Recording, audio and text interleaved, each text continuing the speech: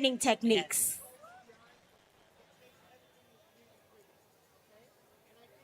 Hel- Hello, everybody. My name is Courtney. I'm on Instagram as by c.nicole underscore beauty salon, and I am based out of Michigan. So today I'm going to be showing you guys how I straighten hair. So first of all, to prep her today, I shampooed her with our argan oil shampoo, our argan oil conditioner. I also used the vitamin detangle spray to detangle her. Most people, when they think about pressing the hair, they think that the blow dry is the most important part. So when it comes to that, the blow dry is important, but it's not as important as the cleansing process. That is going to determine the foundation. You have to have clean hair if you want your hair to be straight without it being super heavy. So that's why for her pressing, I like to use our argan oil system because it not only does it cleanse the hair, but it also helps the moisture to penetrate the hair as well. So to get into the straightening, I already have her blow dry. As you can see, she does have a 4C, a coarser texture. So I like to do thinner sections for her to make sure that the hair does get straightened. When you're straightening the hair, the heat that you use is going to be determined based on the density of the hair that you're doing and also the texture of the hair. So I like to use smaller sections to get that hair straight and to get it closer to the root.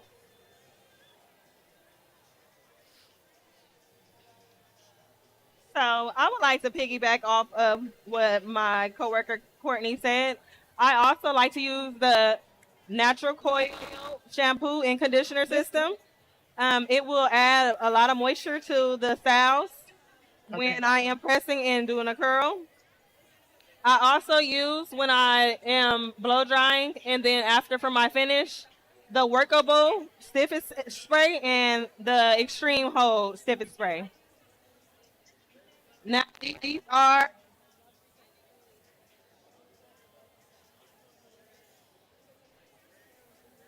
hello. Yes. So the workable spray is going to be made with B5 vitamins and aloe vera, and that's going to add strength and flex to the blow dry. Our extreme hold has the Irish sea moss, sugar cane, and it's a plant-based humectants inside.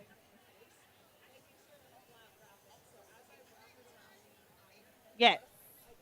Scoot up just a little bit. Perfect. I'm going to have you turn.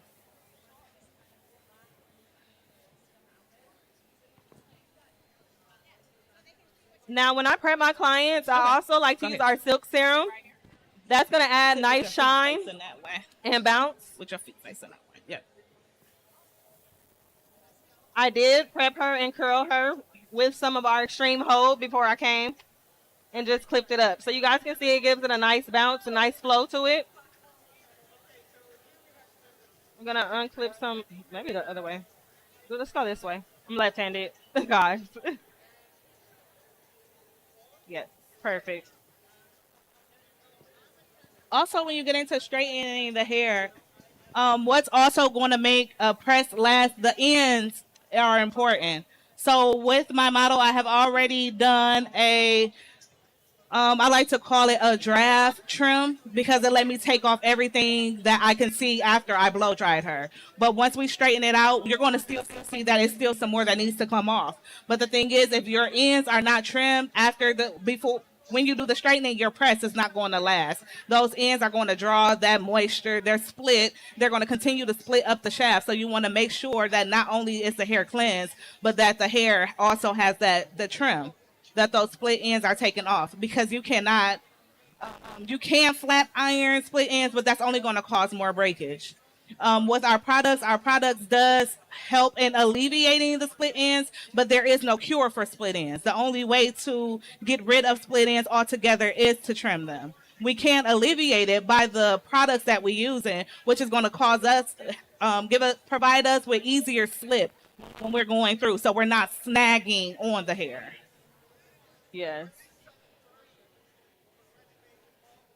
Do you guys have any questions?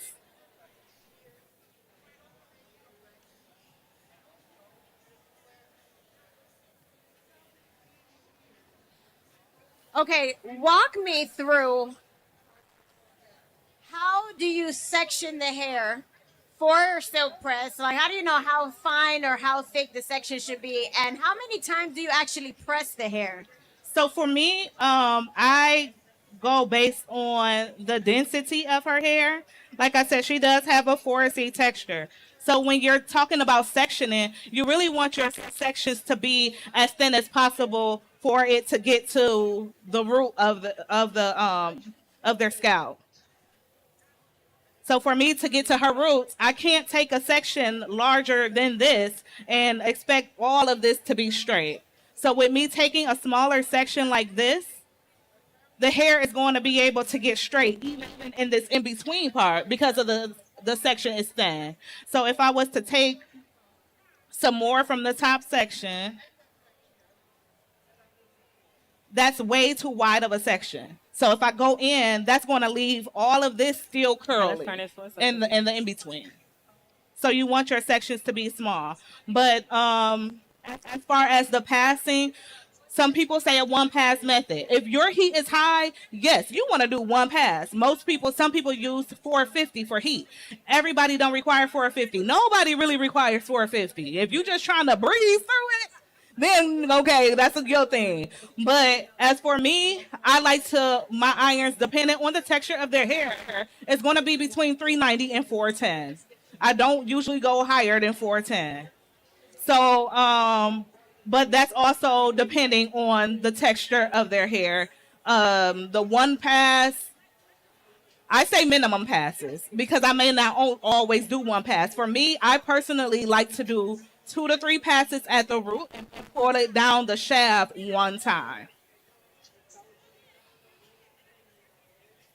Okay. I see that you are smoothing out the curls. Yes. How did you even set the hair? Talk to me about that. So before I parted the hair in sections, and before I even curled the hair, I put some hairspray on it. I combed it through, so we have a nice even distribution, and then I curled it. So, and then after that, I clipped it so the curls can set after they dry. Understood. So you use the Stiffix workable, right? So I understand that the workable spray gives you the volume and it maintains the shape, right? Yes. So you're still able to comb through the hair, still get the softness and the bounce. Correct. There isn't any alcohol in those products either, so it's not going to compromise the texture of the hair as well. No, it won't compromise the texture of the hair, and it also still moisturizes with the shine.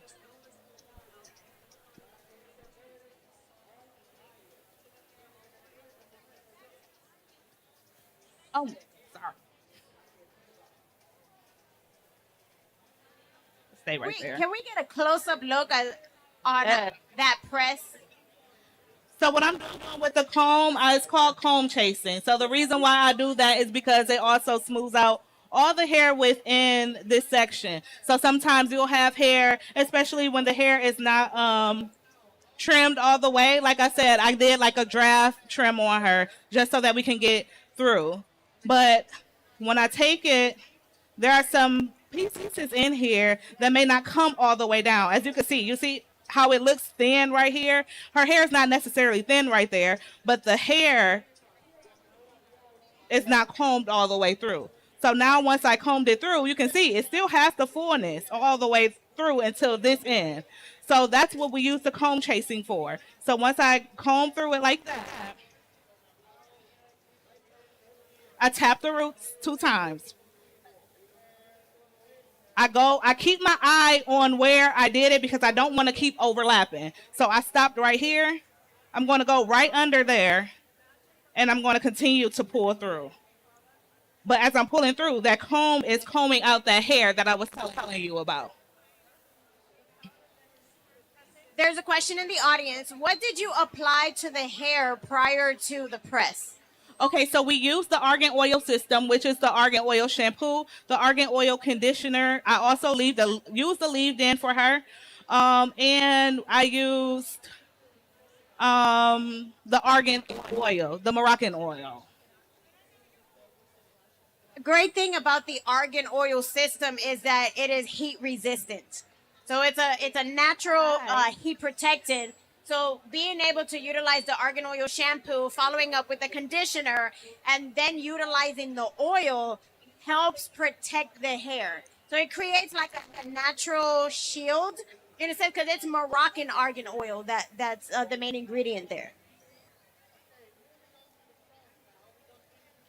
Right now, you guys, I am using the workable hair. I pre-sprayed the hair, I said earlier, and I'm curling it. I set this one so my curls can be nice and bouncy when it's let out. And she can have a nice flow back. And as far as the argan oil, I used it while her hair was still wet. I put it on wet hair. We also have a serum that we use. It's called the silk serum. They also have that. So I did not use that today. So I just used the argan oil, but I did put it on wet hair. I don't like to use it on dry hair because when you go through, now you're just frying the hair. So I like to use it on wet hair, and it allows it to penetrate. And then when if you wanted to use it at the end, you can use it on dry hair. You're just going to put a very small amount, and then you're going to take it and just put it on top of the hair if you want to. That also acts as a barrier for like humidity resistance. We had a great question in the crowd, so I'm going to come up here and talk science. Yes, yes, I'm yes. a nerd at heart, guys. So the question was, what type of oil are you putting in the hair, and doesn't oil essentially fry the hair, right? Doesn't it kind of burn? So what actually happens when you're utilizing synthetic plastics like silicone, those are things that cause flammable or flammable adverse reactions over a certain temperature, right? So when you're using anything that contains silicones, liquid plastic, petrochemicals, which is what is found in a lot of heat protectants that you buy over the counter, right? Now, when you're utilizing natural oils, right, and then you combine nanotechnology, meaning that the particles are broken down into 20 nanometer sizes, so it actually absorbs into the hair, right into the cortex, right, and it activates when you apply heat. Now, if you utilize high temperature, will it cause damage? Because this isn't a miracle worker, right? It's natural products. It's 100% Moroccan argan oil. And you're going to apply very little. So a little goes a long way, okay?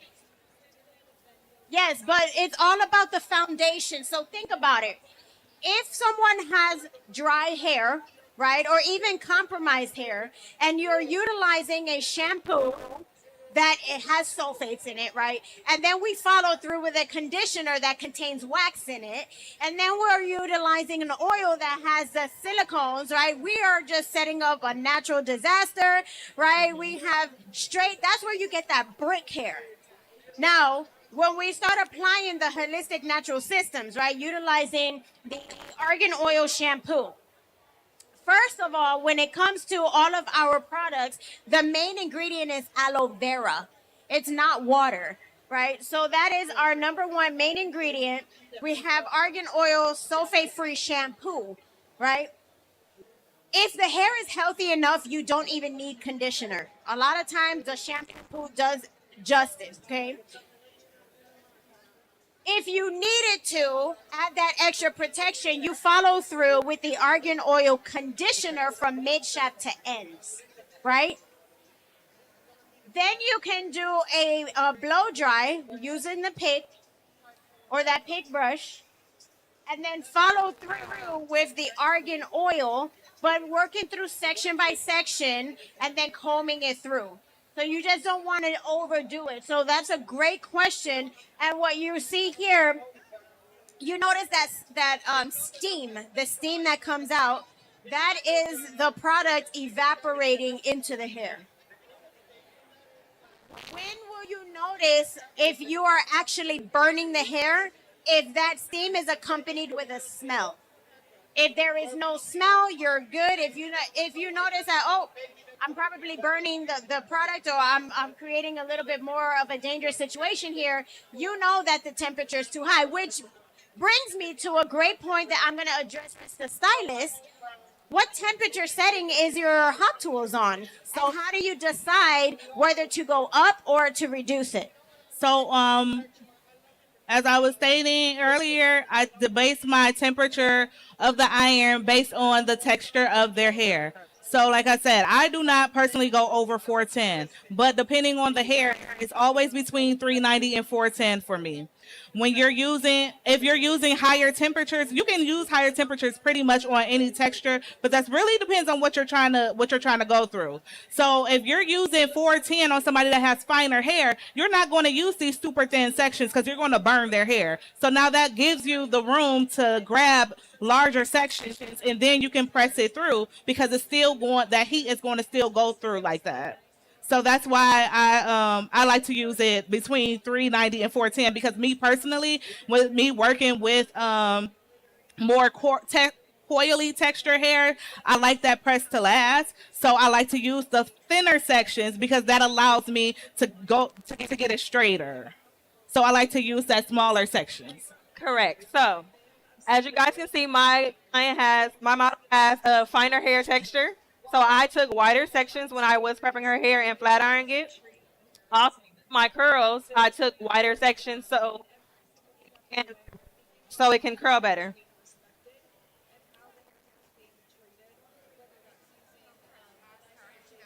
Question in the audience: how long will her press last if she doesn't wet it? So How long would it last? typically it depends on what your work life is.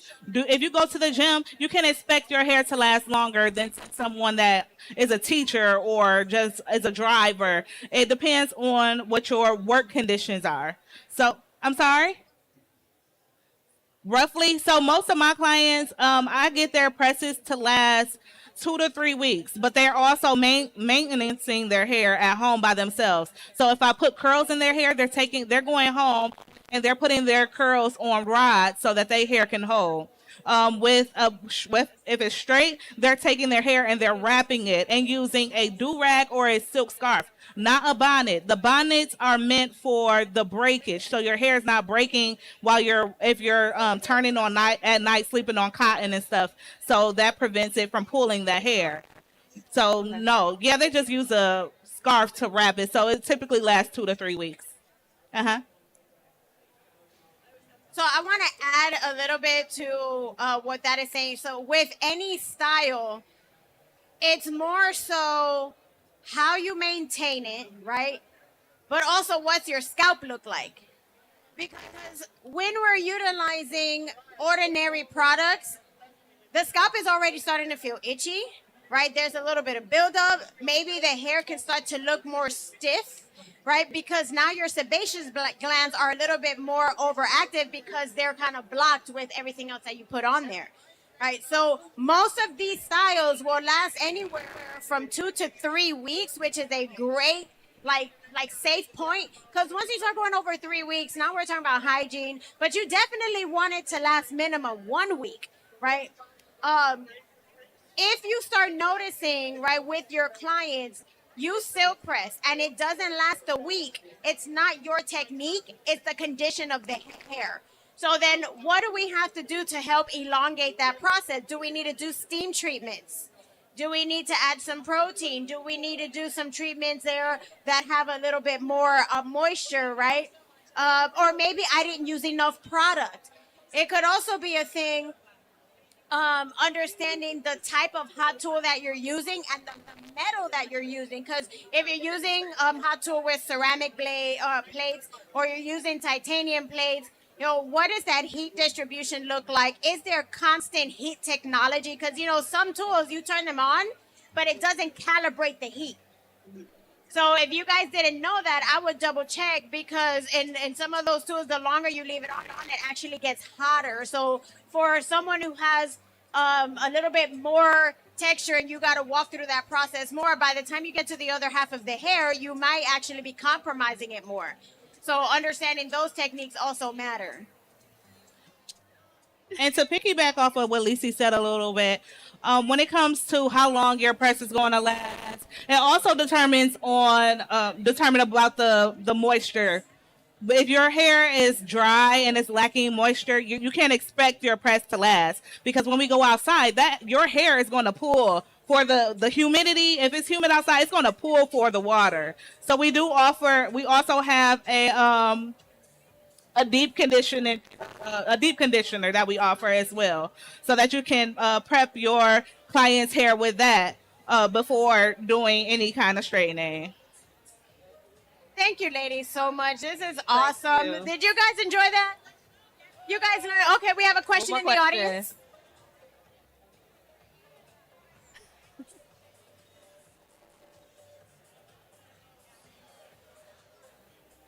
It's 1 year. So anything that is organic. So guys, all of our products are eco certified.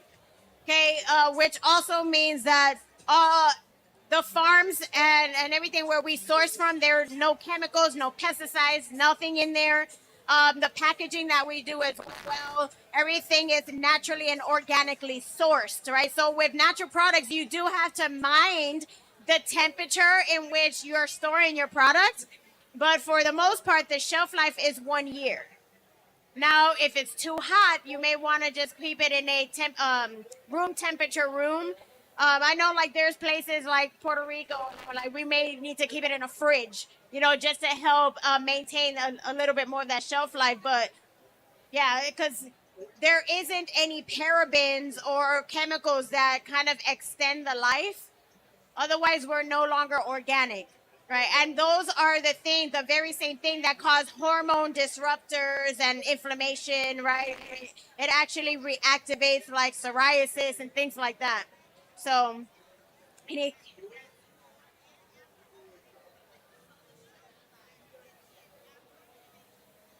once you open it, it's a year.